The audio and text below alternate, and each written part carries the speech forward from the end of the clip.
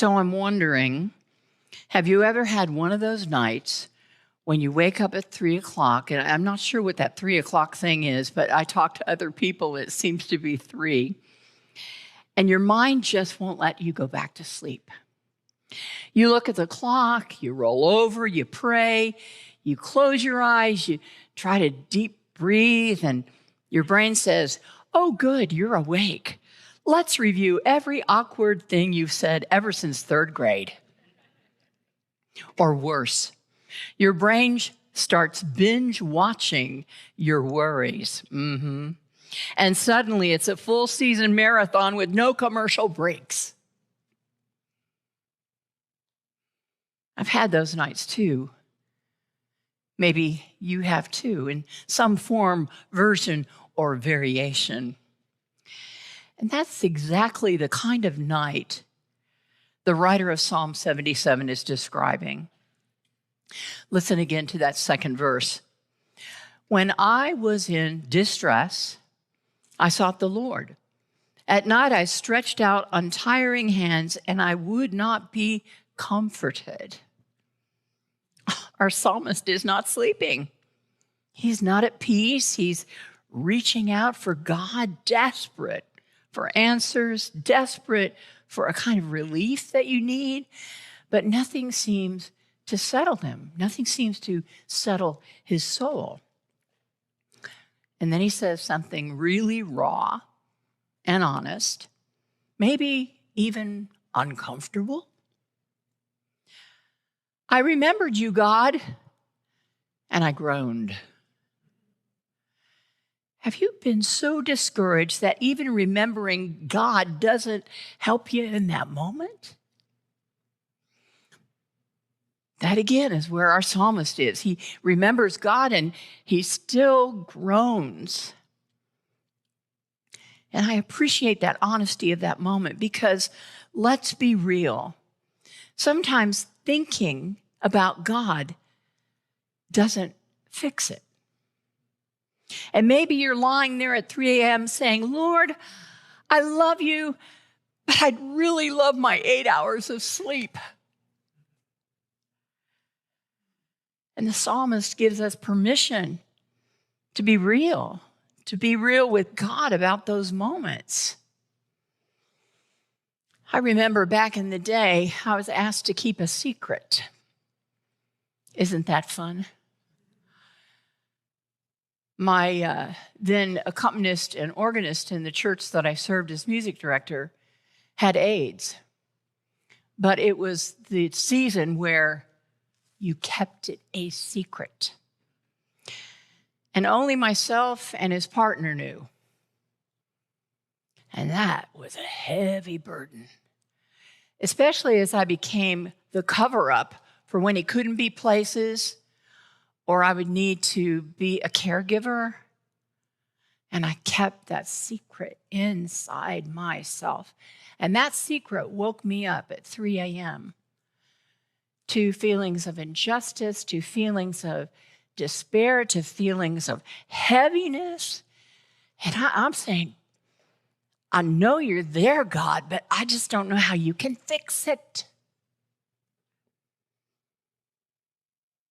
And faith doesn't mean that you're never going to struggle. It knows where we take our struggle. And the psalmist takes his pain straight to God. He doesn't fake it till he makes it. He doesn't push it down.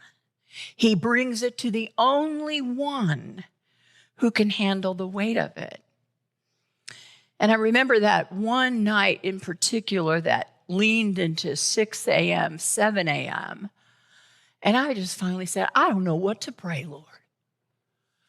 So I'm going to ask whatever Jesus is praying, pray it for me." And at 7:30 in the morning, I get a phone call. It's not a likely hour to receive a phone call. But God knew it would be the most comforting voice I could hear through a phone. And it was a gal from our church who was thinking about me, who had me on her heart. Now, I couldn't share the secret, but I wept. Because I needed her. I needed that voice. I needed the worker in my life to come and not fix it, but to part the seas of this despair. But notice the shift that starts to happen in the middle of this psalm. At first, the writer is stuck in questions. Listen again to these. There's some heavy hitters. Will the Lord reject forever? Has his unfailing love vanished? Has God forgotten to be merciful?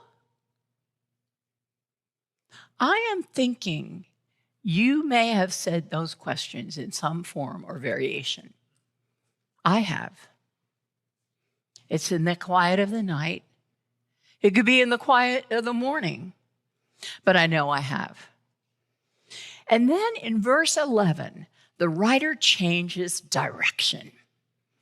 He says, I will remember the deeds of the Lord. Yes, I will remember your miracles of long ago. And here's what's powerful. Nothing about his circumstances has changed. Nothing changed in my 3 a.m. despair. I was still in distress. I was still tired. He was still tired. But our psalmist chose to remember. And I remembered in faith that Jesus is my great intercessor. And so I, in faith, said, gee, I want to have whatever Jesus is praying for me, Lord, pray it for me. He didn't go to remember his fears. He didn't go to remember his failures, but he went to remember the faithfulness of God. He recalls God's miracles, the parting of the sea. He remembered that God led his people like a shepherd leads his flock by the hand, step by step. And sometimes when I can't see God's hand in my present, I have to remember his fingerprints in my past. Okay? Sometimes when I can't see God or you can't see God, in that moment, it is time to remember his fingerprints in your past. Now, maybe your rememberer is not working well in your distress, but you can say, Holy Spirit, be my rememberer. Help me remember the fingerprints of your presence in my past. And if you're like me, sometimes you need a spiritual sticky note that says, remember, God knows.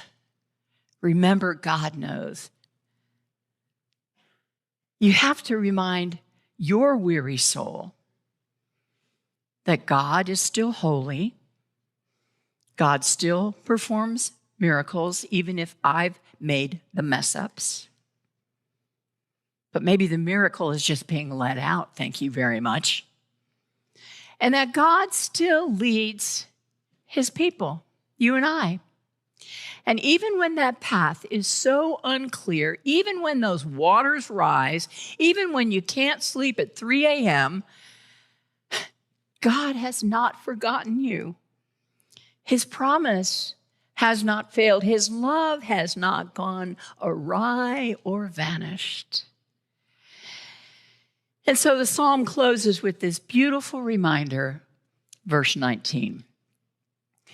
Your path led through the sea, your way through the mighty waters, though your footprints were not seen.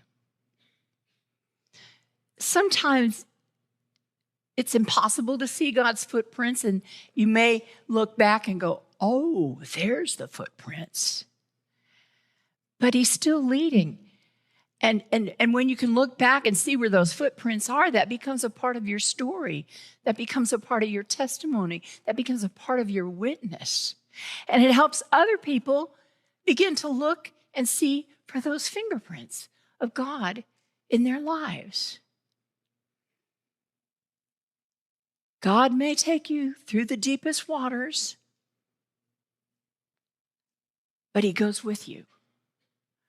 God is with you through those deepest waters. God has not created the deepest waters for you. We often are there by ourselves, but God will walk us through. And I want to encourage you today. I really want to encourage you today. Whatever keeps you up at night, whatever burden is pressing in your heart, you are not alone.